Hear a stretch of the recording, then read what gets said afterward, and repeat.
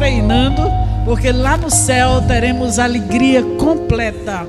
Lá será uma alegria plena, perfeita, completa. Mas já aqui na terra, nós já estamos ensaiando, porque nós somos cidadãos dos céus, e a Bíblia diz que nós estamos assentados nas regiões celestiais. Então o crente em Cristo, ele está numa dimensão espiritual, não somente terrena. Não estamos com os pés na terra, mas nós pensamos nas coisas que são de cima, que são dos céus. Então já estamos treinando como cidadãos do céu. A nossa cidadania é dupla, terrena, somos brasileiras, mas também somos, pela fé em Cristo, a nossa cidadania celestial. Muito bem, vamos nesta tarde refletir no capítulo 2 da carta aos Filipenses, pensando, sabe que todos os meses nós estamos sempre colocando um tema a partir do contexto que nós estamos, desde o mês de setembro. Naquele setembro amarelo nós mostramos a vida, a valorização da vida em meio àquelas pessoas que se suicidam, não é? Em todo aquele clima de setembro amarelo. Em outubro nós também falamos nas mulheres transformadas, renovadas. Dezembro, a esperança, Jesus como a esperança das nações. Enfim, a cada mês, e neste mês nós pensamos, por conta desse contexto de carnaval, que graças a Deus está sendo assim desmotivado por conta da pandemia. Então, sem carnaval, a alegria parece que ainda é maior, né?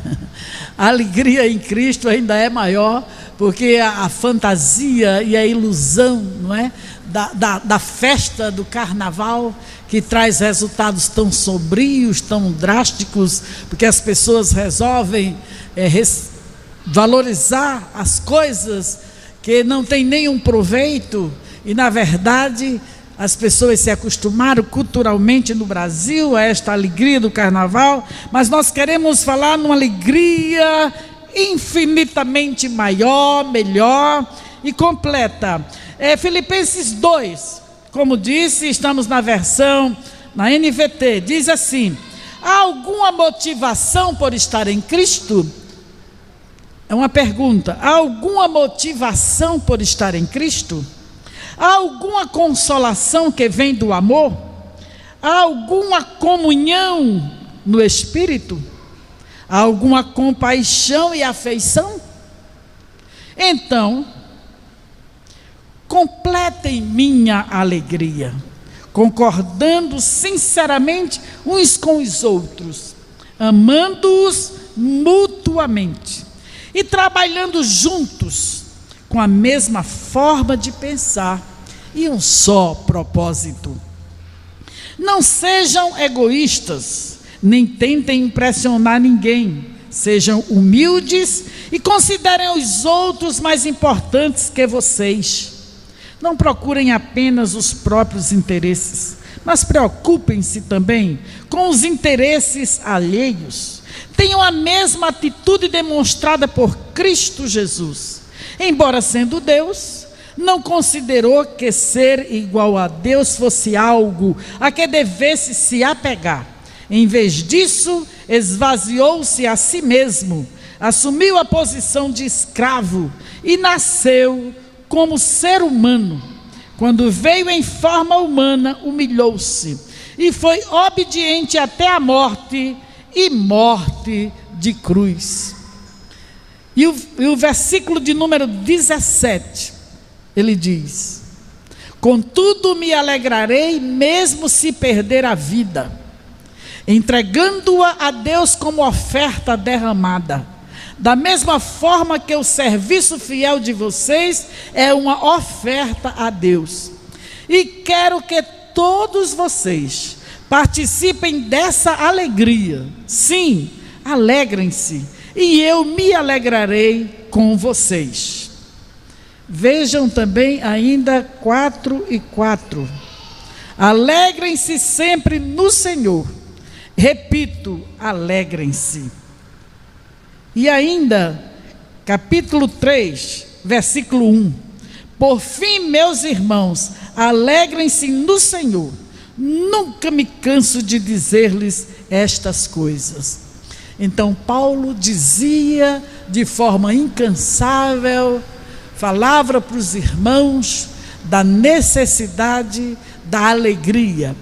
E aqui no começo do capítulo 2, ele diz: completem a minha alegria concordando sinceramente uns com os outros, amando-se mutuamente. Então aqui nós podemos ver que a alegria do Senhor, ela se expressa. Na verdade, a alegria do Senhor nos leva ao prazer. No capítulo 1, lembrando, a alegria do Senhor nos leva ao prazer de orar. No capítulo 1, a alegria do Senhor nos leva ao prazer de ver Cristo anunciado. Por último, a alegria do Senhor nos dá o prazer da fé, o gozo da salvação.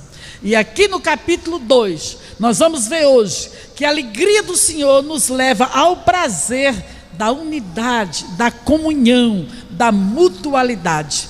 Comunhão com Deus, comunhão com os irmãos. E também a alegria do Senhor nos leva ao prazer de ofertar, de servir, de nos entregar. Como Paulo diz, com alegria eu entrego a minha vida. Então é essa alegria, é esse prazer que vem do Senhor, que Paulo descreve aqui de forma tão clara para nós. Mas o capítulo 2, ele começa fazendo 4 perguntas, para nos levar à razão da nossa alegria. Paulo mostra aos irmãos, na verdade estava havendo uma certa tensão entre os irmãos da igreja em Filipos. Havia algumas discórdias, alguns desentendimentos entre os irmãos, e Paulo então pede que os irmãos completem a alegria dele, deixando essas tensões e passando a unidade, a mutualidade de um só propósito, sentindo a mesma coisa. Então ele pedia aos irmãos, porque o prazer do Senhor nos leva a esta alegria da comunhão. Muito bem, então a primeira pergunta: há alguma motivação por estar em Cristo? Então Paulo começa exatamente mostrando aos irmãos que o fato de estar em Cristo é a razão exatamente da nossa motivação, do nosso prazer, da nossa alegria, da nossa satisfação. Então estar em Cristo é uma figura, por exemplo, que o próprio Cristo chama a nossa atenção. Em João 15, o que é que significa estar em Cristo? Ele explica com uma metáfora, ele explica fazendo a analogia da videira, e ele diz assim: como os ramos estão na videira, vocês estão em mim. Então, ligados na videira. Estar em Cristo é ter um relacionamento vital, porque quem não está nele, ele mesmo diz que corta, toca fogo e vira cinza, graveto. Mas estar em Cristo é um relacionamento essencial, porque ele diz: sem mim nada podeis fazer. Então Paulo está levando os irmãos à alegria da comunhão, mostrando que eles devem estar em Cristo. Ele faz a pergunta e com certeza a resposta é sim, porque ele diz: há alguma motivação por estar em Cristo? Então quem está em Cristo tem a motivação correta, porque tem a alegria, o prazer, a felicidade, a bem-aventurança. E Paulo chama exatamente a atenção dos irmãos, mostrando que eles têm tudo para ter uma vida de comunhão, posto que estando em Cristo tem comunhão com Cristo, e Cristo como referencial também de comunhão com o Pai. Cristo sempre, enquanto homem aqui, ele mostrava essa unidade com o Pai. Eu e o Pai somos um. Então essa harmonia trinitária, essa harmonia da Trindade, não é como depois Paulo fala aqui também, há alguma comunhão no Espírito? Com certeza. Então na igreja, a igreja está em Cristo, num relacionamento com Cristo, a igreja tem a comunhão do Espírito, inclusive é a bênção, não é apostólica, o amor de Jesus Cristo, o amor de Deus o Pai, a graça de nosso Senhor Jesus Cristo e a comunhão do Espírito. Então o fato de estarmos em comunhão com o Espírito Santo, estamos de acordo com Ele, dependemos dEle, vivemos numa sociedade mútua com Ele, vivenciamos o acordo, consenso, enfim, a comunhão com o Espírito. Então essa unidade com o Espírito nos leva a estar em Cristo, na comunhão com o Espírito. Então isso resulta também em mutualidade, em unidade, em comunhão uns com os outros. Era isso que Paulo estava dizendo e pedindo que os irmãos completassem a alegria dele. Você vê que a alegria é algo também que cresce. Então eles completem, eu quero ter mais alegria com a unidade de vocês pensando unidos em um só espírito, em um só propósito. Isso vai gerar mais alegria, vai trazer mais prazer à minha vida. E ele pergunta: há alguma consolação que vem do amor? Vejam que ele lembra estar em Cristo, comunhão com o Espírito, consolação do amor. Na verdade, o amor é o vínculo, é o elo da perfeição da unidade. Então, comunhão, unidade, mutualidade é o amor que forma como uma aliança, um elo, um vínculo da perfeição. Por isso que Paulo chama a atenção dos irmãos e leva até a memória deles, interrogando, para que eles se lembrem que sim, há consolação que vem do amor. Essa consolação amorosa vai gerar no nosso coração o fato de estar em Cristo. Veja quantas ferramentas, quantas possibilidades de termos uma vida de comunhão no lar, na família, na igreja. Então, como o Senhor nos dá condições, gerando em nós esse desejo e essa capacitação de unidade, de mutualidade, estar em Cristo, ter comunhão com o Espírito, ter a consolação de amor, que o Espírito também derrama amor no nosso coração. E por último, Paulo diz: há alguma compaixão e afeição? Então o crente que está em Cristo, que tem a consolação do amor, que tem a comunhão do Espírito, que também tem compaixão e afeição gerada por Cristo na nossa vida. Então a compaixão de Cristo por nós, isso nos constrange, isso nos leva, isso nos impulsiona, isso nos mobiliza. Então a compaixão e a afeição que Cristo tem por nós precisa nutrir dentro de nós, faz aparecer também, gera dentro de nós compaixão e afeição. Então, diante da resposta positiva a estas perguntas, Paulo depois questiona. Aí então ele diz: então completem a minha alegria e concordem sinceramente uns com os outros, amando-se mutuamente, trabalhando juntos. Então vejam, amem-se mutuamente. Esse amor é necessário, por isso que sempre estamos orando pela família, porque vemos que a família tem sido sofrendo muitos ataques.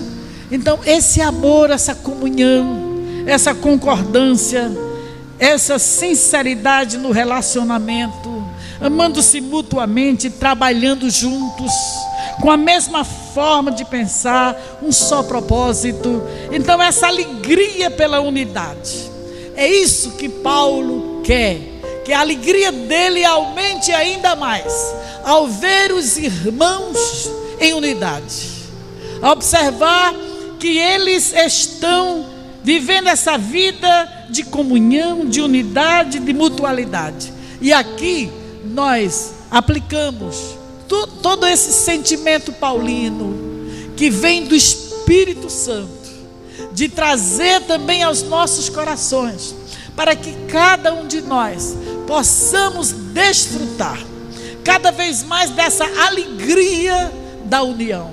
Você pode ver a alegria de uma família que vive em harmonia. Eu sei, os conflitos, eles vêm, realmente é impossível que num relacionamento não haja algum conflito, alguma tensão. Mas o que Paulo quer trazer aqui é que ainda que haja essa possibilidade, que nós somos humanos, não é? E ainda vivemos na natureza pecaminosa, a influência do pecado na nossa vida. Mas Paulo não fala da influência do pecado, ele fala da influência de estar em Cristo, do relacionamento com Cristo. Então é essa influência, é essa motivação, é essa realidade. Nós temos que vivenciar essa realidade. Nós estamos em Cristo, nós temos comunhão com o Espírito, nós temos compaixão e afeição, nós estamos unidos pelo elo do amor. Então a alegria da mutualidade, da comunhão, da união, é isso que Paulo diz. E Paulo ainda é mais enfático, e ele traz à nossa memória o referencial de Cristo. É como se Paulo dissesse: olhem para Cristo e tenham a unidade, sendo motivados pela atitude de Cristo. Então agora nesses versículos seguintes, ele ratifica, ele insiste, ele continua, e ele mesmo diz: eu falo as mesmas coisas e não me canso. Então, porque de fato nós precisamos desta palavra de forma repetitiva, está sempre lembrando, para reter a palavra, para conviver com a palavra. Aí veja o que é que ele chama atenção na atitude de Cristo, para que nós possamos imitar a Cristo, para que nós sejamos semelhantes a Cristo, para que nós sigamos nas pisadas de Cristo. Aí ele diz: não sejam egoístas, nem tentem impressionar ninguém. Sejam humildes e considerem os outros mais importantes do que vocês. Considerar o outro mais importante do que a gente seria mais ou menos dar um tratamento preferencial ao outro, coisa que humanamente, se a gente não estiver em Cristo, não tiver compaixão e afeição, comunhão do Espírito, nós não teremos esta tendência. Mas vejam, não procurem apenas os próprios interesses, mas preocupem-se também com os interesses alheios. Tenham a mesma atitude demonstrada por Cristo Jesus. Então ele chama a atenção do referencial maior e melhor, que é a atitude de Cristo, que deve nos inspirar. Demonstrem a atitude de Cristo, que embora sendo Deus, não considerou que ser igual a Deus fosse algo que ele devesse se apegar a isso. Em vez disso, ele se esvaziou de si mesmo, isto é, ele passou a ter as limitações humanas. Como Deus, ele se esvaziou e passou a ser homem. Assumiu a posição de escravo, nasceu como ser humano. Quando veio em forma humana, humilhou-se, foi obediente até a morte, e morte de cruz. Então, para que a alegria aumente, a alegria da unidade, da harmonia. Quem é que não tem alegria de viver num ambiente onde há harmonia, onde há mutualidade, sinceridade, comunhão, consenso, acordo? Então, se quisermos ter uma alegria ainda maior, precisamos ter essa atitude de Cristo. É isso que Paulo está dizendo. Alegrem-se no Senhor. A fonte inesgotável de alegria é o Senhor. Mas isso não significa que nós não participemos também. Então, assim como Cristo tomou essa atitude de humildade, de autonegação, de esvaziamento, de considerar-nos maior, ficando debaixo do chicote dos soldados romanos, assim também, se quisermos aumentar a nossa alegria de comunhão, de mutualidade, precisamos fazer como Cristo fez, desenvolver essas atitudes de Cristo. É realmente algo que vem do Senhor. Ele é poderoso, Ele age na nossa vida. Por isso que estamos sempre orando, lendo a Bíblia, procurando obedecer ao Senhor, porque Deus vai agindo no nosso desejo, vai agindo na nossa capacidade, nos dando poder, para que possamos vencer, para que possamos imitar a Cristo, para que possamos buscar essa comunhão com o Espírito Santo, a ponto de considerar o outro também. Como diz o próprio apóstolo, não pense só nos seus próprios interesses, mas pense no interesse do outro. Que nós sejamos, como disse Paulo, completem a minha alegria, que a nossa alegria seja ainda maior, que haja mais alegria, que vá completando a nossa alegria. E para que isso seja uma realidade, nós precisamos também ter esse sentimento, lembrar que estamos em Cristo, lembrar que temos o Espírito Santo. Então o Espírito Santo, com o seu fruto, que é uma das modalidades do fruto, é exatamente a alegria. Então, o capítulo 2 da carta aos Filipenses nos mostra que a alegria do Senhor nos leva ao prazer da harmonia, da comunhão, da unidade. E quanto mais harmonia, quanto mais comunhão, quanto mais mutualidade, servindo uns aos outros, amando uns aos outros, aceitando o outro como ele é. Às vezes é tão difícil, mas isso vai exatamente gerando, multiplicando a alegria. Segundo, a alegria do Senhor nos leva ao prazer da entrega, da oferta. Paulo aqui nessa versão diz ofertar. Na verdade é uma a alegria da entrega total a Cristo, a alegria da rendição.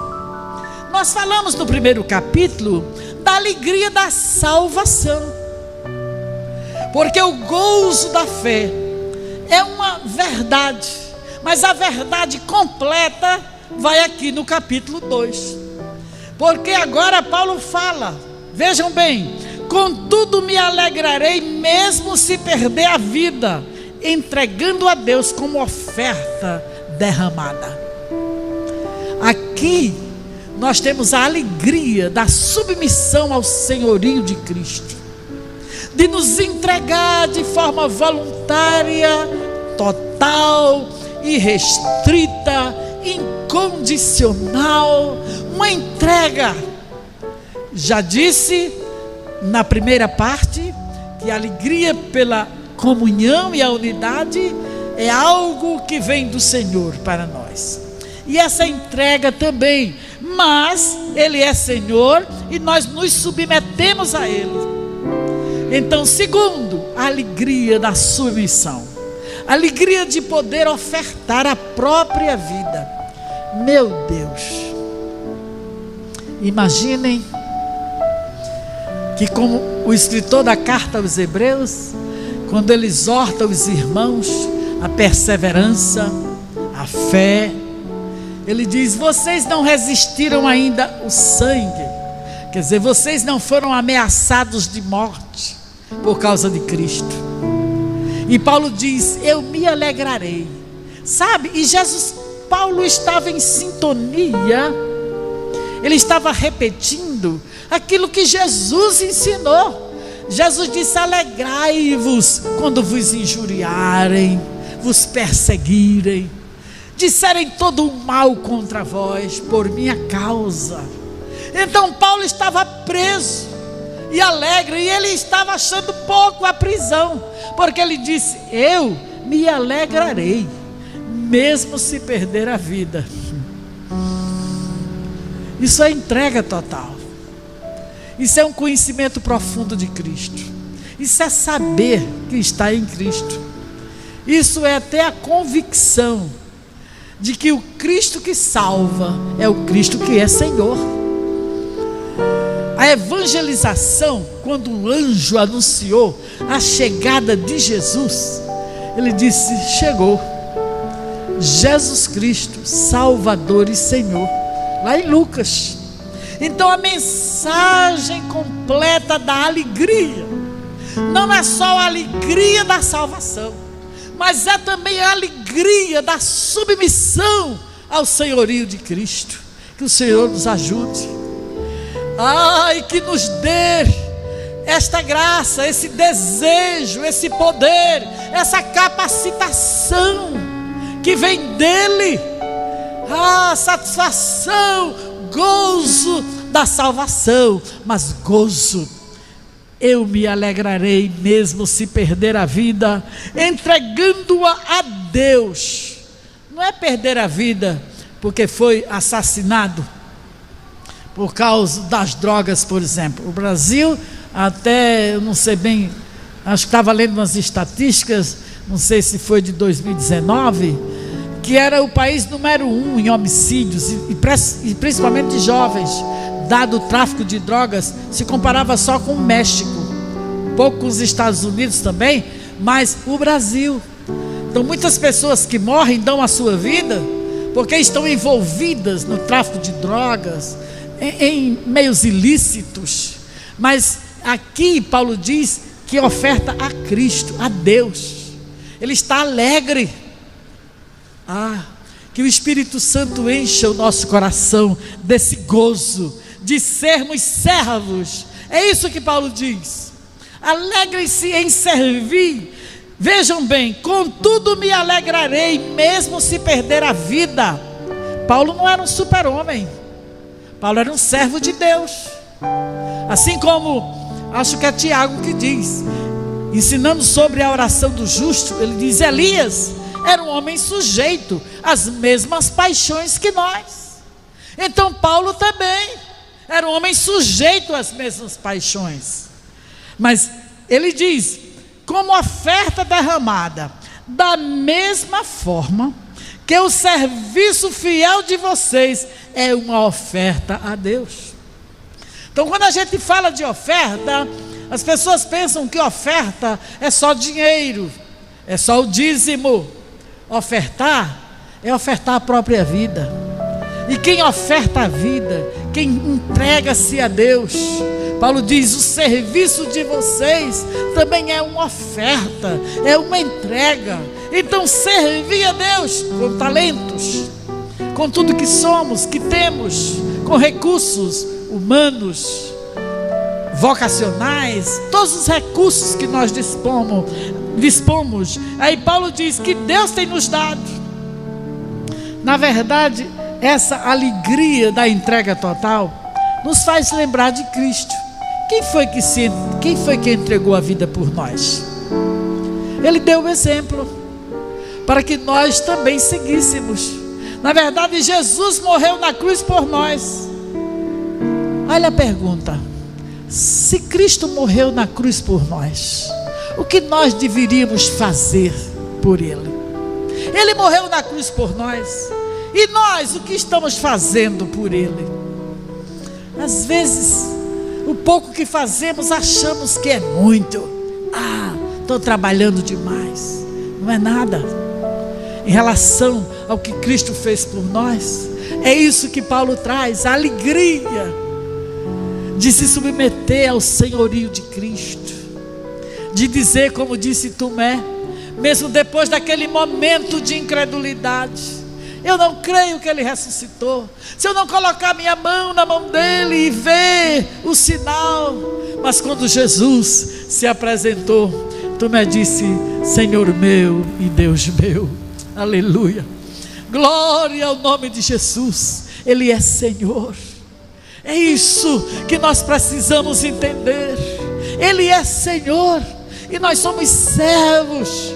Ele manda e nós precisamos obedecer humildemente, assim como Ele obedeceu ao Pai, se humilhou, autonegação, se esvaziou de si mesmo. Nós precisamos experimentar isso, precisamos vivenciar essa submissão, essa entrega. Isso é adoração. A gente pensa que adorar é pegar um instrumento e tocar. A gente pensa que adorar é abrir a boca e louvar. Não é somente isso, é muito mais que isso. É entregar a própria vida, isso é adorar, é rendição, é submissão. E o Pai procura adoradores que o adorem em espírito. Quer dizer, é um ato espiritual. É pelo Espírito que nós adoramos, é pelo Espírito Santo que nós entregamos. Adora o Pai em espírito e em verdade. Não é algo fictício, fingido, hipócrita. É com sinceridade, de coração e ofertando a Ele. Porque o que nós temos que não é dele. O que é que nós temos que Ele não nos deu? A vida é dele. Então por isso que Paulo disse, a própria vida. Na verdade estava só doando o que já é dele, repassando para Ele. Por isso que Paulo diz, eu me alegrarei mesmo se perder a vida. E quero que todos vocês participem dessa alegria. Que bom. Paulo estava envolvendo, ele queria que toda a igreja, que todos os irmãos sentissem como ele, tivessem esse mesmo sentimento, o mesmo sentimento que houve em Cristo Jesus, que não teve por usurpação ser igual a Deus, mas mesmo sendo Deus, não se apegou a isso. O que é que tem acontecido conosco? Pense comigo. A nossa capacidade de alegria em Deus, ela tem diminuído. Na verdade, é como se tivesse encolhido essa capacidade de alegria em servir. Ela encolheu. E o que foi que sobressaiu? Muitos de nós depositamos a nossa alegria nos deuses modernos. Eu quero um computador, eu quero um celular, eu quero uma casa. A alegria da casa, a alegria do computador, a alegria da TV, a alegria de um restaurante, a alegria disso, a alegria daquilo, de vestidos, de sapatos, coisas que o valham, e deixamos de focar. Paulo diz, olha, quem quiser se orgulhar, tem tantos motivos quanto eu, porque eu sou israelita, descendente de Benjamim, fariseu. Paulo foi formado na melhor escola. Então, se tem alguém que tem motivo de se apegar a alguma coisa, tenho eu. Mas o que para mim era lucro, hoje é menos que lixo. Eu não me apego a isto. O meu foco não é isto. A minha alegria não está nisto. Aleluia mesmo. Então, Cristo não se apegou ao fato de ser Deus. Ele era Deus. Assim nós também muitas vezes, a nossa alegria em Deus está encolhida, porque nós, lembrei-me agora do profeta Jeremias, capítulo 4, não, acho que é o capítulo 2, quando o Senhor fala através de Jeremias e diz assim: o meu povo me deixou por coisas que não têm nenhum proveito. E o que é pior, eles fizeram duas maldades. Noutra versão diz, eles fizeram dois crimes. Primeiro, eles me deixaram, me abandonaram. Segundo, eles escolheram suas próprias cisternas, que estão rotas, vazadas, furadas, e não podem reter.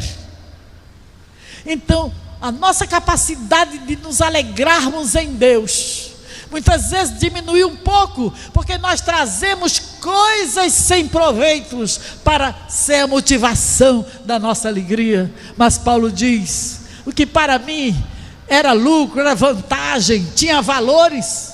Hoje eu considero menos do que lixo. E não era coisa ruim não. Ser formado aos pés de Gamaliel capacitou Paulo para escrever estas cartas, capacitou Paulo para contra-argumentar diante dos reis.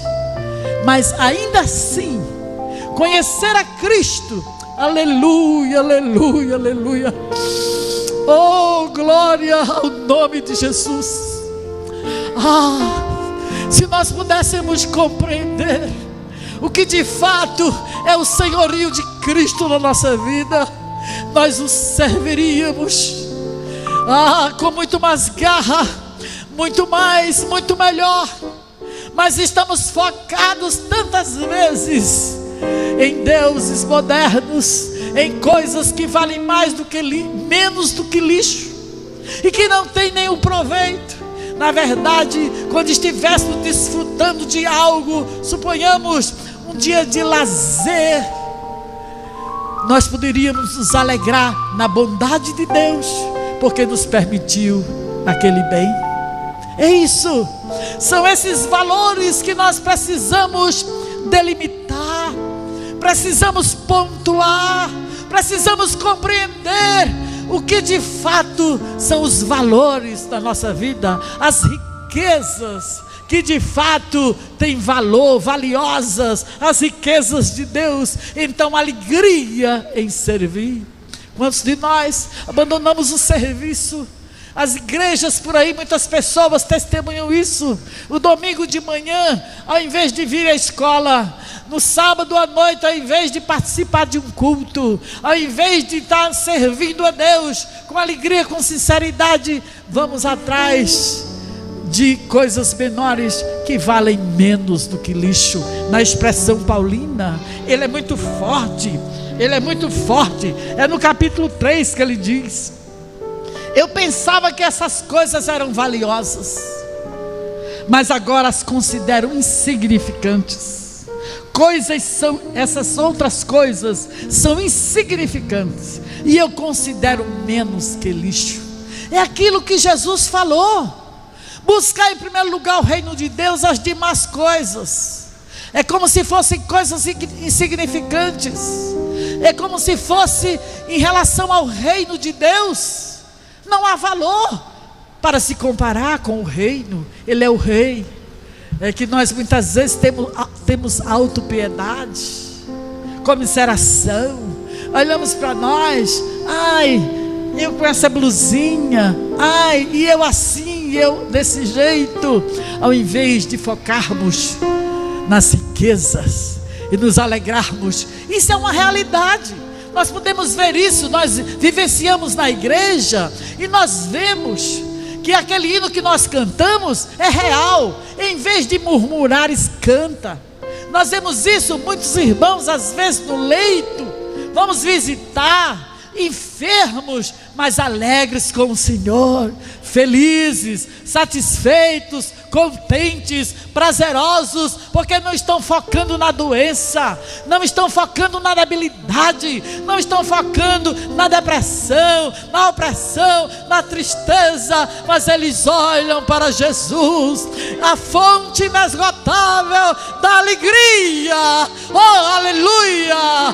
Oh, aleluia, aleluia, aleluia. Em vez de murmurar, canta. Em vez de ter tristeza, te alegra. Em vez de estar oprimido, sai para buscar, manifesta a tua alegria e envolve outros na alegria da salvação, na alegria do senhorio de Cristo. É isso que nós precisamos aprender, a alegria do Senhor. O mundo se alegra do seu jeito, a alegria da cerveja, a alegria da prostituição, a alegria do lixo.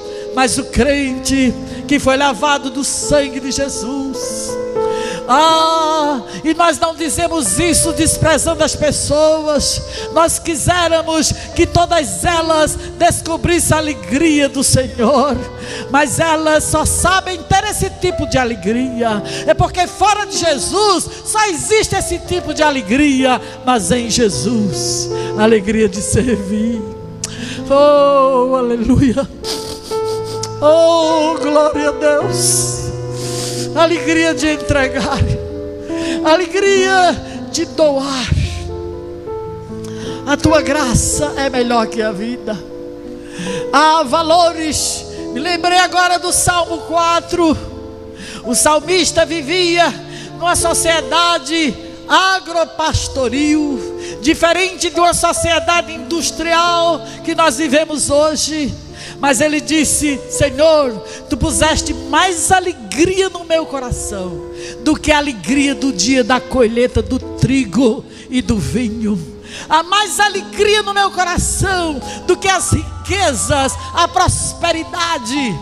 Sabe que o dia da colheita do trigo, a uva que dava o vinho, representava a abundância, representava a prosperidade, representava a alegria. Mas ele disse: Senhor, aleluia, aleluia, Senhor, tu puseste mais alegria no meu coração do que a alegria do dia da colheita do trigo e do vinho. E Paulo até fala da alegria da embriaguez do vinho, e ele faz um contraste, e ele diz: não vos embriagueis com vinho em que há contenda, mas enchei-vos do Espírito. Alegria, alegria do Espírito, a alegria do Senhor que nos fortalece. A alegria do vinho embebeda traz consequências drásticas, mas a alegria do Espírito é vida. A alegria do Espírito é a presença de Deus na nossa vida, é a capacidade, é o poder para vencer o mal e vivenciar uma vida de prosperidade verdadeira, um sucesso real. Então, esse capítulo 2 nos deixa claramente que a busca da alegria em nós precisa ser redirecionada para Deus. As pessoas não têm a motivação para a alegria verdadeira. Eu li um artigo outro dia de uma escritora, salvo engano foi Lia Luft. Ela disse: a alegria está desaparecendo. A falta de alegria. Na verdade, as pessoas que refletem um pouco mais, ainda que elas não conheçam a Bíblia, ou até que não creiam em Deus, mas elas analisam, elas buscam, ver a sociedade como se conduz, e ela via essa escassez de alegria na sociedade. Mas na igreja, naqueles que estão em Cristo, aqueles que têm a comunhão do Espírito, aqueles que têm o elo do amor perfeito, aqueles que buscam a semelhança, a cumprir a atitude, a buscar se assemelhar a Cristo, seguir as pisadas de Cristo, a atitude de Cristo. Então estes vão, assim como Paulo disse: eu me alegro até em perder a vida, e eu quero também que vocês participem desta alegria. Então não era um egoísmo, não era um individualismo paulino, mas ele queria que toda a igreja, que todos estivessem participando desta alegria, e ele buscava a Deus. Na verdade, isso é uma busca prioritária de Deus, essa entrega total. Então, a alegria de servir a Deus, de se deleitar, de ter satisfação, de contentar-se. E Paulo dá detalhes da sua vida. Se eu sei passar fome, eu sei estar de estômago vazio. Meu Deus, tem algo mais difícil do que fome? É uma coisa realmente muito difícil.